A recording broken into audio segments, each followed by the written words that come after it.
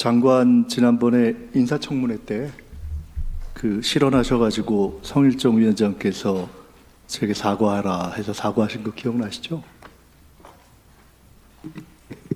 예, 무슨 말씀이세요? 네. 네. 그 오늘은 차분하게 흥분하지 않고 답하실 수 있는 준비가 됐다고 생각하고 질의하겠습니다. 병사들이 휴대폰을 무단 반입, 그러니까 무단이라는 게 뭐 보고하지 않고 반입하는 거죠. 그러면 감봉 3개월까지 있더라고요. 좀 과하지 않습니까? 네, 간단하게 말씀하세요, 장관. 예, 한번 검토해 보겠습니다. 검토하실 건 아니고 과하냐 아니냐 물었어요. 답을 잘 그냥 있는 묻는 답에 대답해 주세요. 2013년에 연해병사 무단 외출, 그 병사들이 연해병사들이 무단 외출해서 불법호소 방문했어요. 영창 10일. 이 정도는 뭐 적절해 보이기도 해요. 상식 갖고 어떻게 보세요? 검토하지 말고 그냥 본인의 판단. 이게 현재 군 법에 따라 하는 거니까. 현재 관행과 법에 따라 적절합니까? 뭐 당시 그렇게 한 걸로 봤을 때는 적절하게 하지 않았나 생각합니다. 경계 초소에서 병사들이 치맥 파티를 한 것을 그 위에 있던 현장 지휘관 대위가 외박 제한 조치를 했습니다. 적절한 조치라고 보입니다. 그렇게 보이시죠? 그렇게 뭐 보고 안 하고 치맥 파티 했으면 외박 제한 한 정도 할 수 있잖아요. 근데 그 외박 제한 조치에 대해서 대위가 상부 보고를 안 했다고 징계 사유가 되더라고요. 그건 왜 그렇죠? 이렇게 정당한 행위를 했는데 그거는 보고를 아무리 정당한 행위를 했어도 보고를 안 해서 아마 그랬겠죠? 넘어가겠습니다. 깊이 생각 안 하셔도 됩니다. 그냥 상식이니까. 2014년에 윤일병 구타 사건 보고 누락이 있었는데 이건 뭐 많이들 아실 겁니다. 여기 계신 분들 다 아실 거예요. 연대장, 대대장 등 간부 16명이 징계를 받고 사단장이 보직 해임 됐습니다. 근신 처분. 4가지 케이스를 보면 공통점이 있습니다. 무단, 즉 보고를 안 했다는 것에 대해서 군의 질서의 기본이라고 보고서 그에 대한 징계를 하는 것이죠. 크고 작고를 떠나서 보고는 굉장히 중요한 거죠. 저희 당에서도 대표한테 보고 안 하고 무슨 일을 안 하면 당직 자릅니다. 그리고 노블레스 오블리제의 정신에 따라서 같은 사안이라도 직급이 올라가면 더 엄하게 징계를 하겠죠. 대략 이러한 것이 우리 군에서 전통적으로 확립된 전통이고 법이다. 뭐 장관이시니까 그걸 준수해야 될 의무도 있으시고 현재까지는 그런 그 군내 법 집행 시스템에 문제가 없다고 보시죠? 빨리빨리 하세요. 시간 없어요. 예. 네. 잘 지켜주시기 바라고요. 여인영 사령관. 네. 신원식 장관이 전임 장관이자 현재 국방부 장관과 함께 우리 국방과 안보를 책임지는 투톱입니다. 네. 존경하는 선배죠? 네, 맞습니다. 능력 있으시죠? 네. 군인이라면은 체력이라든가 기억력 이런 것에 국가 안보를 책임지는 지휘관이면 사실은 이상이 없게 늘 훈련하죠. 그렇습니다. 체력이나 기억력에 문제가 있을 정도가 되면 사실은 이제 살살 빠져줘야 되겠죠. 신원식 장관 그런 거 문제 있다고 느끼신 적은 없죠? 빨리빨리 대답하세요. 뭐 굳이 대답할 필요를 못 느낍니다. 대답할 필요를 네. 그 오만하게 답하지 말고 내가 묻는 거에 대답하세요. 대답할 필요를 느낄 필요 없이 건강하다 이렇게 보신다는 그렇습니다. 거잖아요. 네. 그래요. 그렇게 하다가 잘못하면 김영현 장관이 실수한 것처럼 실수할 수 있으니까 차분하게 마음을 내려앉히고 답하세요. 그 신원식 장관이 그 여인영 사령관이 이상민 장관이 방문했던 것에 대해서 보고 받았냐 네. 하니까 국회에서 확인해 보겠다고 답했고 그래서 확인했는데 본인이 보고했다 그렇게 됐습니다. 그렇게 답하셨죠? 그렇습니다. 틀렸어요. 9월 5일 속기록 읽어보셨어요? 9월 5일 속기록도 받고 동영상 클립도 자, 받고. 속기록에는 알고 계십니까? 하니까 신원식 장관, 지금 여인영 사령관께서 그 기억력과 체력을 인정하신 신원식 장관이 한 번 보고받은 바 없습니다라고 했고 그 다음 다시 질문하니까 보고받은 거 없습니다라고 2번 얘기했어요. 자, 신원식 장관의 그리고 확인해 보겠다고 잠깐만. 말씀하셨습니다. 그다음에 뭐라고요? 확인해 보겠다고 말씀하셨습니다. 그 대한민국 정치검찰 닮았습니까? 왜 본인이 답하고 싶은 걸 답해? 잠깐 가만히 있어요. 내가 속기록 그대로 묻잖아요.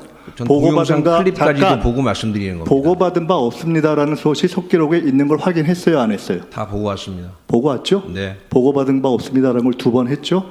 확인해 보겠다는 말씀도 끝에 하셨습니다. 그거는 본인이 거짓말을 하기가 상당히 민망해서 그랬다고 우리는 판단하고 있어요.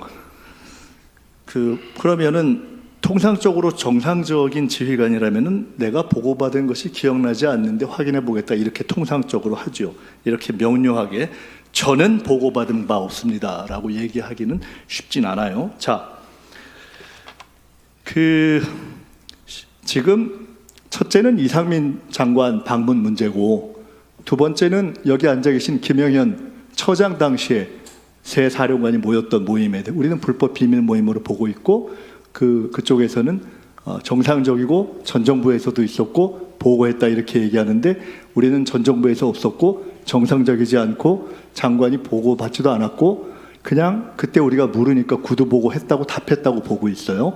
그런데 자 어쨌든 그러면은 공무였죠. 공무. 어떤 게 공무라고 말씀하시는 그 겁니까? 경호처장 공간에서 모인 거. 당연히 공적인 모임입니다. 당연히 공적인 거. 운행일지 쓰죠. 공적인 그 지휘관의 동선은 다 운행일지에 기록되잖아요. 제 차량을 말씀하십니까? 그럼요. 네, 운행일증 기본적으로 갖고 그 있습니다. 운행일지에는 당연히 그때의 모임이 나와 있겠죠. 운행일지에 대해서 말씀드릴 수 없습니다. 아니 내가 나와 있겠냐 아니냐를 묻잖아요. 내가 거기를 보여달라고 안 했어요. 왜냐하면 장관께서 그거 보여주지 말라고 이미 군에 지시를 했어요. 근데 그거 묻는 게 아니에요.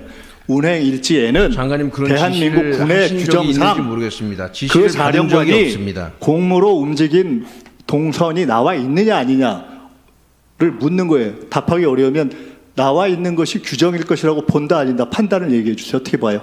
뭐 규정에는 그렇게 나와 있습니다. 그러면 당연히 있었겠죠. 나머지 이어서 얘기할게요. 네, 말씀하십시오. 여인영 사령관 앞으로 나오시죠. 충안파라고 통칭되는 이상민 행안부 장관이 방첩사를 방문했다. 또 충안파라고 이야기되는 김용현 현 장관이 경호처장 시절에 새 사령관을 불러서 비밀 모임을 했다.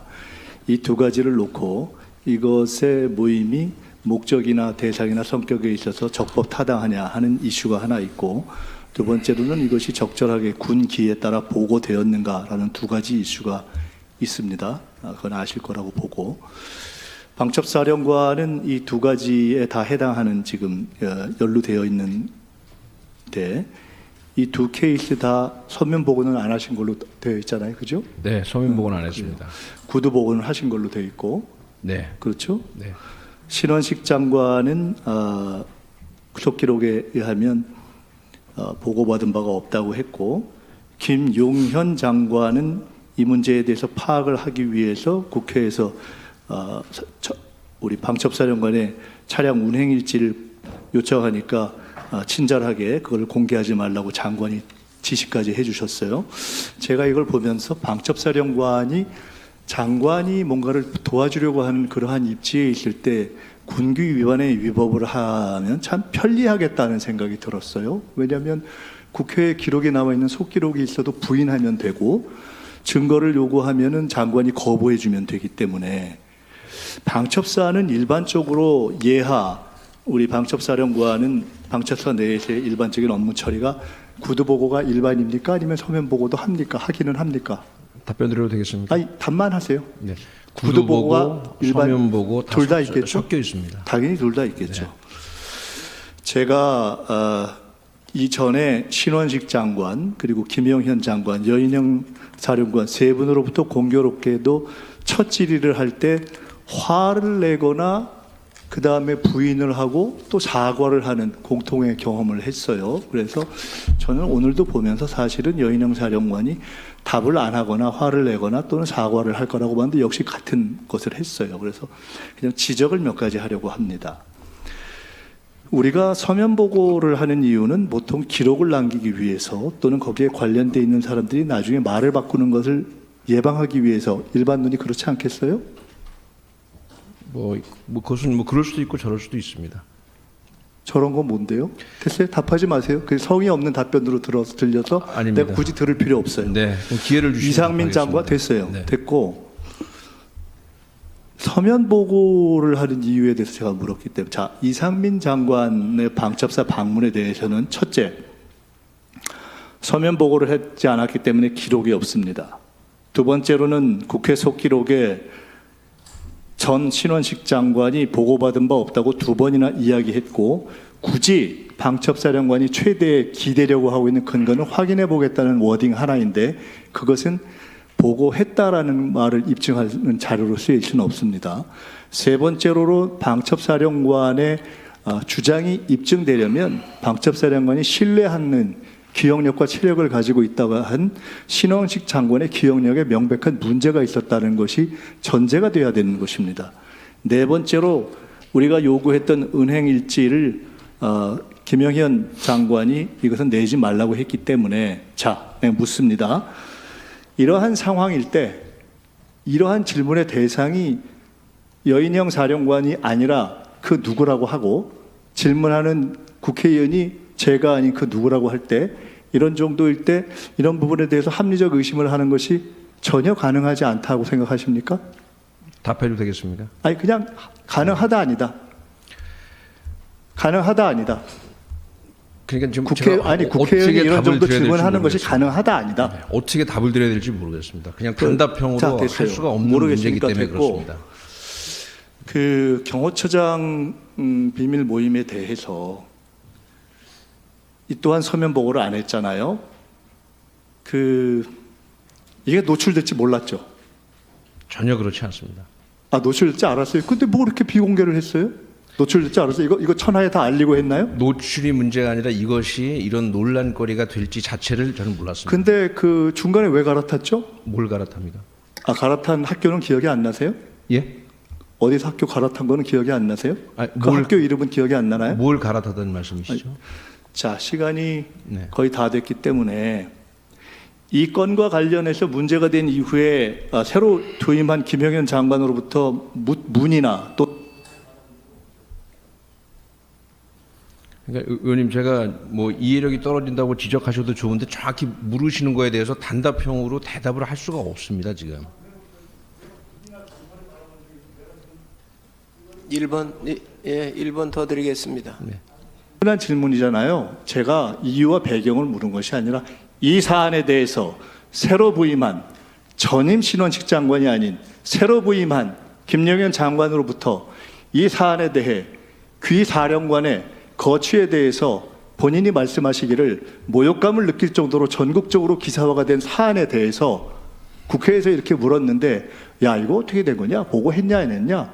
친하니까 그렇게 묻거나 또는 구두 서면으로 이 사안에 대해서 명백하게 심할서를 제출하시오라는 구두질의 둘 중에 어떠한 방식으로든 문의나 조사나 이런 것을 받은 바가 있냐고 내가 물었습니다. 이게 그렇게 답하기 어려워요, 방첩사령관? 의원님. 단답해 보세요.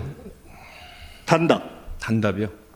조사를 받은 적이 있는가? 없습니다. 문의를 받은 적이 없죠? 없습니다. 됐어요. 그다음 다시 제가 3라운드에 다시 질문하겠습니다. 뭐 위원장님 이대로 들어갑니까? 아니면 제가 말씀하신 거에 대해서 내가- 예 아니요라고만 잠깐. 답하면 아닙니다. 저 내가 위원장님께 여쭤보는 겁니다.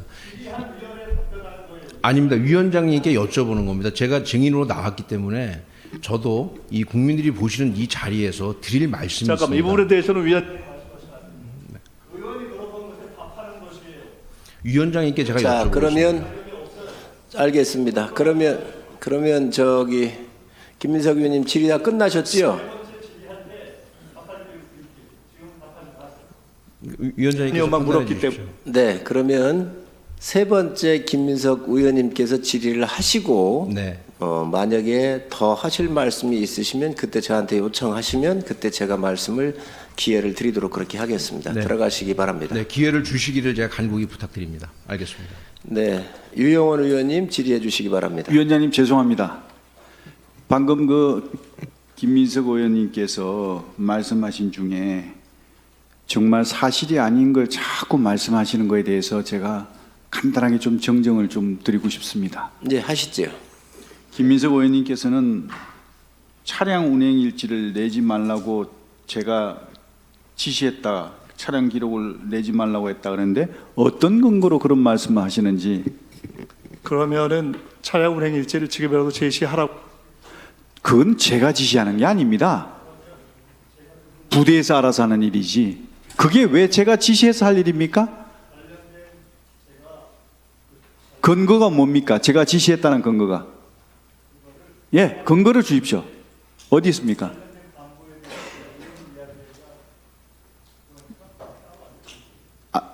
예, 반드시 알려주십시오. 근거가 없이 그렇게 하시는 것은 전 용납할 수 없습니다.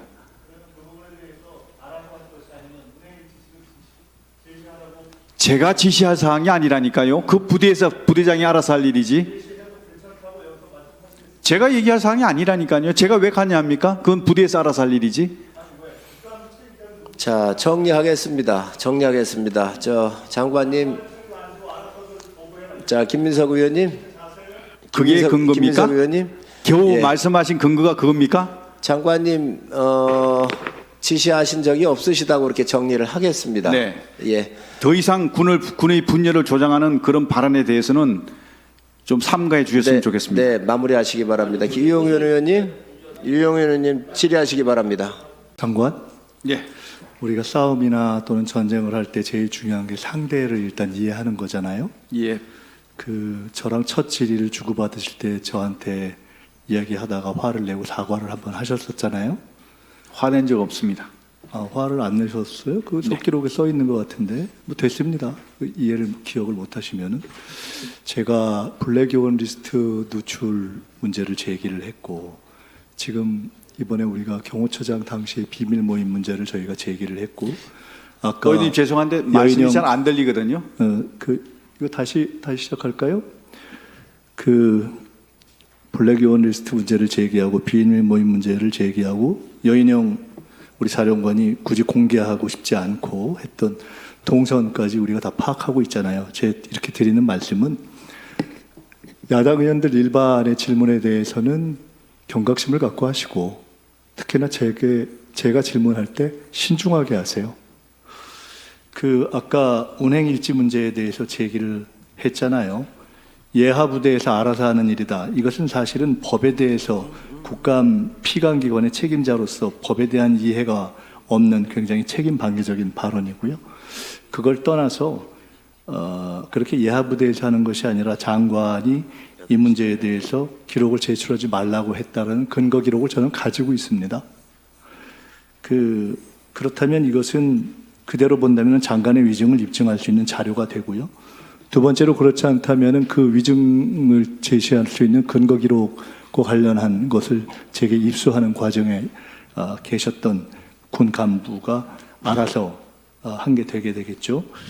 일단 참고로 법을 좀 제시해 드릴게요. 우리 증언감정법을 보면은 국회 증언감정법 4조에 보면은 국가안이 중대한 영향을 미칠 수 있는 경우에 제출 안 할 수 있지만 증언 요구를 받은 날로부터 5일 이내에 서명하는 경우에만 그렇습니다. 즉 우리가 요구했던 것에 대해서 5일이 지나서도 소명이 온 것이 없기 때문에 일단 이것 하나를 위반하신 거예요.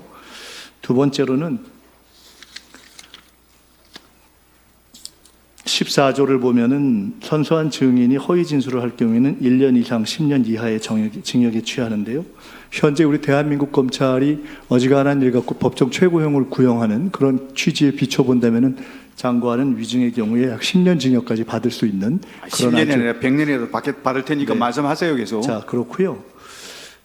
또 하나 또 참고로 말씀드릴게요. 그런데 그 경우에 마지막 항에 국정조사를 종료하기 전에 자백할 경우에는 감경하거나 면제할 수 있다 하는 제가 조항까지 말씀을 드립니다.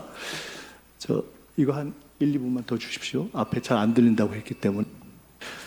제가 아까 기록을 가지고 있다고 했는데 아까 제가 첫 질의 때 말씀드렸던 군 이탈, 구타, 휴대폰 반입, 징계에 대한 미보고 등등 무단 보고 누락에 대한 군내의 징계에 대해서 타당하다고 생각했던 장관이 여인형 자령관의 보고 누락에 대해서 그렇게 국가적으로 또 의회에서 제기되고 있음에도 불구하고 조사 또는 문의조차 하지 않았다는 여인형 장관의 답변을 볼 때 충암 후배에 대한 보호가 과도하다고 생각돼서 제가 지금 장관이 충암 후배는 보호할지언정 이 문제에 대한 기록을 남기게 한 간부를 제가 제시하면 보호 안 할 거라고 난 보기 때문에 내가 보호할 생각이에요. 그래서 제가 갖고 있는 근거를 위원장, 양당 간사, 장관 저 다섯이서 확인한 후에 이것을 처리할 것을 저는 제안하고요. 이것은 이미 그 존재 자체로 장관의 위증 고발. 네, 1분 더 드리십시오. 계엄 문제를 제가 제기했는데 조사에 의하면, 여론조사에 의하면 가장 보수적이라고 하는 데일리안도 팽팽, 그렇지 않은 조사의 경우에는 가능성이 있다는 공감이 50%가 더 넘습니다. 저는 이 이후에 김영현 장관이나 여인형 사령관의 이 흐리멍텅한 대처가 저는 국민들의 의혹을 합리화시켰다고 보고 있습니다. 장관은 그간 인사청문회 때 제가 질문했을 때 계엄은 가능하지도 않고 본인의 의지도 없다 이렇게 얘기했죠. 지금도 마찬가지죠. 답변하세요. 네, 흐리멍텅한 사람한테는 흐리멍텅한 사람만 보이는 겁니다. 제도상 불가능하다고 보기 때문에 네. 그렇게 생각하는 거죠. 흐리멍텅한 사람은 흐리멍텅한 사람만 보이는 것이죠. 자,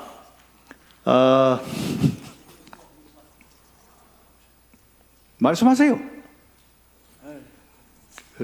장관, 제가 이제 마무리할. 위원장님, 여기에 대해서 제가 좀 드릴 말씀이 있는데 발언기회 주시면 감사하겠습니다. 그냥 마무리하시죠? 예. 알겠습니다. 1분 더 드리십시오. 장관, 제가 흐리멍텅하다고 했던 표현이 과했다면 제가 그 표현을 수정하겠습니다. 장관과 여인형 사령관의 적절치 않은 언행이 이러한 저의 문제 제기와 계엄에 대한 국민들의 과반 이상을 넘는 공감을 가지고 있다고 봅니다.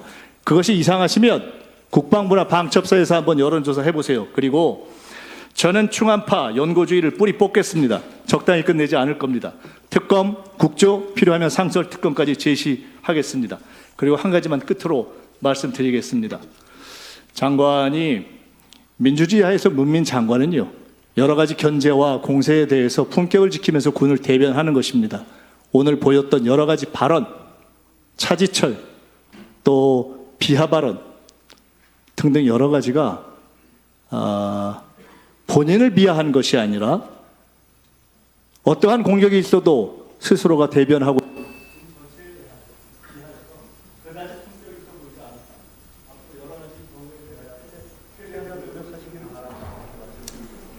네, 김민석 의원님 수고하셨습니다.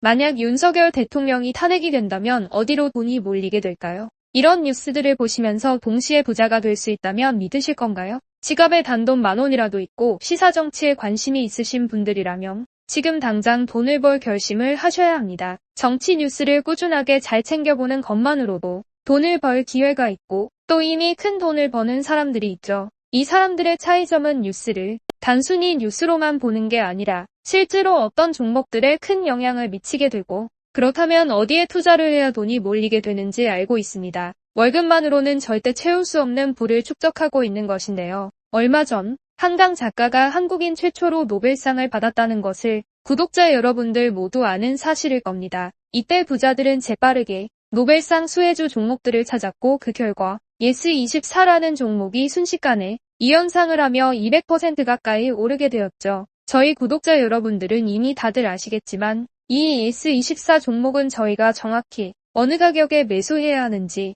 또 언제 팔아야 하는지를 정확하게 공유해드렸었던 사실이 있었죠. 투자로 부자가 된 사람들은 사소한 시사 뉴스들을 그냥 지나치지 않습니다. 전문직이 아닌데도 부자가 되는 사람들의 특징이 바로 이것인데요. 돈으로 이어진다는 경험적 확신이 있기 때문에 진짜로 급등할 수 있는 종목들에 과감히 투자해 남들과 비슷한 연봉을 벌어도 절대 월급으로는 만들 수 없는 큰 투자 수익들을 지금도 만들고 있다는 것입니다. 이번엔 현재 가장 핫한 북한 도발을 대비하여 또 한 번 급등이 유력한 대장 종목을 알아냈는데요. 제 목표는 채널을 크게 성장시키는 것이기 때문에 여기까지 영상을 시청해주신 분들께만 이 정보를 드리고자 합니다. 제 개인 휴대폰 번호 010-792-8273으로 기회라고 문자를 보내주시면 링크 하나를 보내드릴 건데요. 링크로 들어오시면 이번 미대선주 그리고 북한 도발 관련 유력주를 공유해드리겠습니다. 또한 윤석열이 탄핵될 것을 대비하여 탄핵 수혜주 또한 미리 파악 완료한 상태입니다. 제가 돈을 받는 것도 아니고 투자를 대신 해드리려는 것도 아니니까